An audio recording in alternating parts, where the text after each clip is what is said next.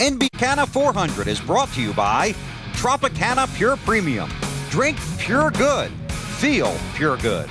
By Circuit City. We know how you feel, that's why we're here. Circuit City, we're with you. By Subway. Fresh-made sandwiches on fresh-baked bread.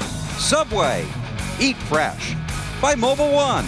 The more you know about new Mobil 1, the better it is for your car. And by Viagra. Ask your doctor if Viagra is right for you.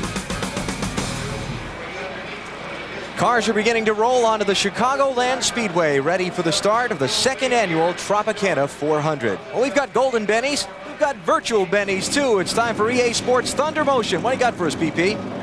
Well, you know, a lot of fans wonder when Jeff Gordon is going to win his next race. Let's go inside EA Sports and we'll talk about that. Jeff Gordon has struggled this year, trying to find the right combination, trying to keep up with the competition. He's also had, sometimes he's had some bad luck. As all this stuff has happened to Jeff Gordon, he's seen his teammate Jimmy Johnson have success winning 2 NASCAR Winston Cup races using unconventional setups. So, Gordon, Robbie Loomis, Brian Watson, they've stolen a page out of the Johnson Canal setup. They're using some of that see Jeff Gordon cross the line. We'll see him in victory lane spraying the pit crew with Tropicana. We'll try that again? With water. Tropicana, orange juice. There you go. You big dummy. Big dummy. 65! Budweiser, the official beer of NASCAR, sponsors the Bud Pole Award for the fastest qualifier at each Winston Cup race. Ryan Newman was the man on Friday in qualifying. 11 different drivers have won Bud Poles so far this year. Since 1979, Anheuser-Busch has awarded more than $7 million as title sponsor of NASCAR's Pole Award program. And now a look at the Walmart starting grid for today's Tropicana 400. Kurt Busch supposed to start in the front row with Ryan Newman. 2 blown motors in practice yesterday. He will go to the back of the pack. And not a lot of practice with those 2 blown engines. There we see Bill Elliott, Sterling Marlin in row 2. A couple of Dodge boys there. Last week's winner, Michael Waltrip, shares row number 3 with Tony Stewart. The 77 car, Robert Presley drove that to a 2nd place finish last year. Dave Blaney's on board that car this year. He's in the 4th row with Rusty Wallace. And there we see Junior, who was the fastest car in that final practice yesterday afternoon. You walk through the garage area. They said the 8 car is going to be very, very good today. Dale Jarrett finished 4th in this race last year. He and Bobby Labonte in the 6th row. Row number 7, Mark Martin, 2nd in the championship. Said he has no concerns that his engine will suffer a similar problem to what Kurt Busch's did in practice yesterday. And all those engines and Jack Roush racing exactly the same, according to Jack Roush. There we see Jeff Gordon, my pick to win, on the inside of row 8 alongside Matt Kenseth, the Golden Benny Award winner. There you go. Mike Skinner had a terrible crash in this race a year ago. He's in row 9 with Jeff Burton. Skinner hoping, obviously, for a much better day. Jeremy Mayfield, new crew chief setup this week. We'll talk more about that as the race goes on for Ray Evernham's team. Robbie Gordon won at Loudon last fall, a racetrack you would think would be similar to Chicagoland. Brett Bodine, after that fiery crash at Daytona last Saturday, says he's feeling good and ready to go from row 12 with Terry Labonte. Stuart Kirby, 21-year-old youngster from Owensboro, Kentucky, or from Bowling Green, Kentucky, kind of a protege of Jeremy Mayfield's. 2nd Winston Cup start here. Kenny Wallace in his 2nd NASCAR Winston Cup race in the 98 car this year. John Andretti and Richard Petty's Dodge, Daytona 500 winner Ward Burton, and Kevin Harvick, the defending winner of this race, are way back in row 16. That car Jerry Nadeau is driving, that's owned by Michael Waltrip. That's the same team that fields his Busch Series machine. Nadeau in that ride here. He'll substitute for Johnny Benson next weekend in New Hampshire. And speaking of subbing for Johnny Benson, this week it's Mike Wallace on the outside of row 18 in the Valvoline Pontiac. And there we see, going back to provisional land, Jimmy Johnson. 3rd in points, got a long way to go today. Jimmy Spencer, Animal the Muppet, on the hood of the Target car this week. And the final starters in the field, Casey Atwood, Steve Grissom, and Stacy Compton driving for A.J. Foyt. 4 drivers failed to qualify for the race. Wimmer, Hornaday, Shelmerdine, Rains, not in today's Tropicana 400. Let's get some final stories from pit road, starting with Matt Yoakum. Alan, one storyline we will follow today is the importance of track position. A number of drivers and crew chiefs watched Jeff Burton's experiment with 4 tires in Saturday's Busch event in the late stages. Sterling Marlin told me he felt like Burton's gain in fresh tires wasn't worth the loss in track position. So watch for a big debate later today about the possibility of 2 versus 4 or even no tires. To Dave Burns. Matt, Ricky Rudd's car has over 750 horsepower underneath the hood, but his team had to push it off the qualifying line, and then it bottomed out during his qualifying laps. He starts 38th. If Rudd wins today, he's going to have to pass a lot of cars. To Marty Snyder.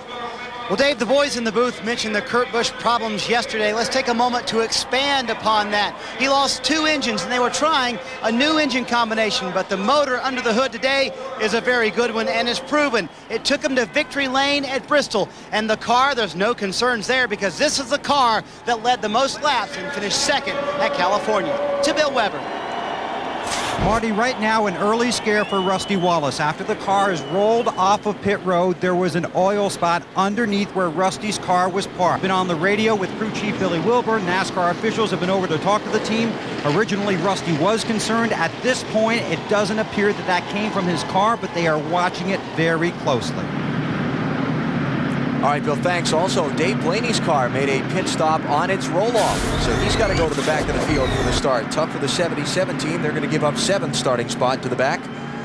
You can check out where your favorite driver is pitted in NBCSports.com. We've got a pit map for today's Winston Cup event, plus you can email BP your NASCAR questions and check out his latest mailbag, which includes a look at Jeff Gordon's winless streak. NBCSports.com. Giving up 7th spot to make a pit stop on the roll-off. Boy, that's tough luck for Dave. That is so doggone tough. And a team that really needs a good run would be the 77 car of Blaney. Not starting off too well. Car wouldn't crank. That's why they had to get assistance from the crew. So he goes to the back. Mike Skinner and Stuart Kirby, along with Kurt Busch, also to the back after engine changes. Boy, it's nice out. It is beautiful, 84 degrees, but look at that track temperature, 133 degrees. No wind, sunny, not a cloud to be seen. Beautiful day in Chicagoland. And further information on Dave Blaney from our guys down on pit road, a carburetor problem. It just keeps getting worse. Quit talking about him, Alan. Okay. I talked to him this morning. Now I'm talking about him, and it's not too good. We'll hope the day goes much better for Dave. 267 laps to make the 400-mile distance today.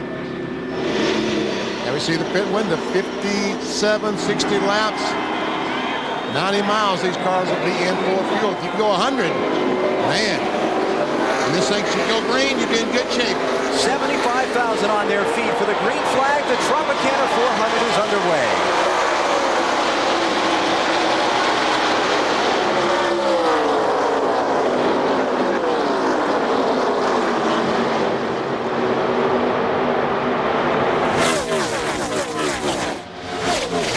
Race from the pole for the lead. And BP, like yesterday, we're seeing a fight to the bottom. It's kind of like Dover. Everybody wants to get, although there's 2 crews here, everybody wants to get in that bottom lane as fast as they can. But you can see cars 2, 3 wide off turn 4. Well, I didn't say it was going to be easy getting down there, but they're trying. BP got some more bad news for the 77. He passed on before the green flag. Yes, he did. No. He's going to get the black flag for a stop and go penalty. Hopefully he won't speed in the pits now. Yeah, that'll only make it worse, won't it? Mark Martin, 10th place, fighting there, losing some spots. Todd Bodine is through. Robbie Gordon is through. Here comes Elliott Sadler in the 21. And Joe Nemechek, the 25 car, is taking a look on the inside of Mark Martin.